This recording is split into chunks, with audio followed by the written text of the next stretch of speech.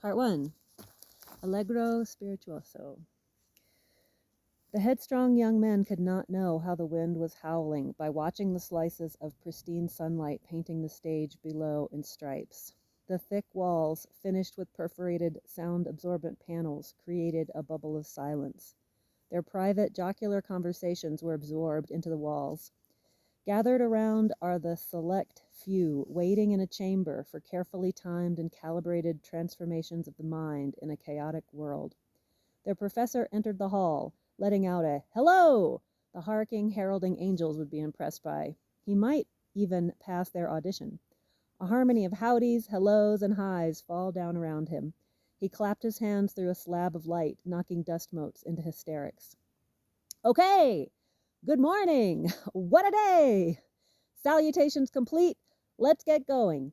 He cut the fluorescent overheads, turned on the projector, its light glinting off his glasses lenses, creating 2 icy ponds ringed by hairy brows of trees on a moonlit night.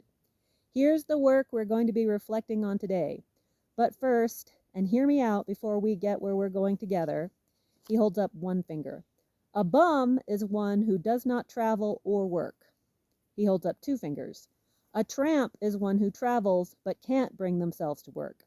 He holds up 3 fingers. "A hobo is one who travels and works. Someone who says to himself, 'Make yourself useful, why don't you?'" Turning to the portraits and light hovering before them in the darkness.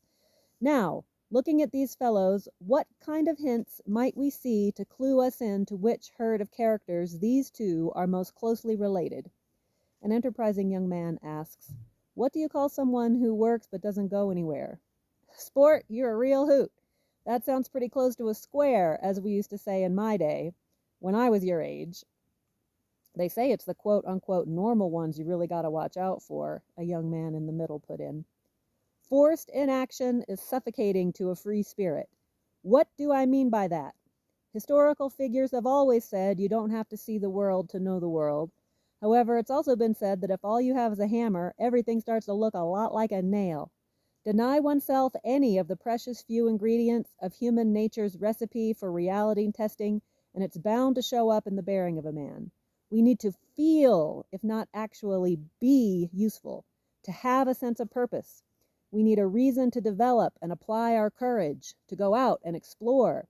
We need to have opportunities to withstand the tension of the unknown, or being a fool, feeling fear." But the professor stops to tap a cigarette from his breast pocket pack. "We'll hash this out more a bit later in the lecture." "Good question." He punctuates the praise with the tiny fire of his lighter. Twisting blue smoke shapes start issuing from his cigarette, visualizations of his speech hanging in the air.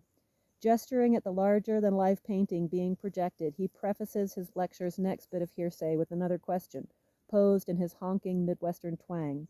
The geese that fly over the Great Plains in their brown houndstooth, leather elbow-patched sports jackets, white shirts, and black pants professor uniforms were loitering and pooping all around the commons on the other side of the window blinds. "What do you see?" The silence waiting for answers was filled by a muscular brown cloud expelled from his lungs and mouth. A hems escaped into the walls. The assembled class, looking at the projection of the painting, hesitated to give a useless answer like some kind of bum, so they stalled by head-scratching and chin-massaging. "Okay, how about this? Where's the horizon?" "It's so far below the 2 men and the heads of their horses, all that's showing is the sky." "A brave hero has spoken. So, is it just the sky, or is it heaven?" "Well, both men are looking up. There may be something up there." "Okay, well, we've got some live ones in the seats today. Who can tell me which of these handsome hombres is the head honcho?" "Hard to say. The one fellow has a bandana over his face and a hat covering everything but his eyes, so you really can't compare and contrast to the other fellow, who looks pretty—" The student trails off and gives a little laugh of sudden self-conscious humor. "He looks sentimental, idealistic, poetic, romantic," suggests Thomas, Richard, and Harold, 3 friends who were always hanging around together. "Okay, well, the point I want to make is this." The professor waves his hands, mixing the dirty browns and silvery blues of smoke and breath in the cone of the projection light. "It's the vantage points. the points of view, the relationships to the horizon that matters the most. If it's low, it's interesting. You can go there, stare off into space, dream big. You've got somewhere to go. If it's high, it's interesting. You can see the whole scene laid out before you. You can ride off on $1 million or nickel and dime tour. Daydream. Imagine the adventure. But the fact of the matter is this, that we're always going to learn the most at the extremes. So that's where our stories need to take us. We understand characters by testing them against the context of the scene. In terms of good composition, if it's right in the middle, it's boring as hell.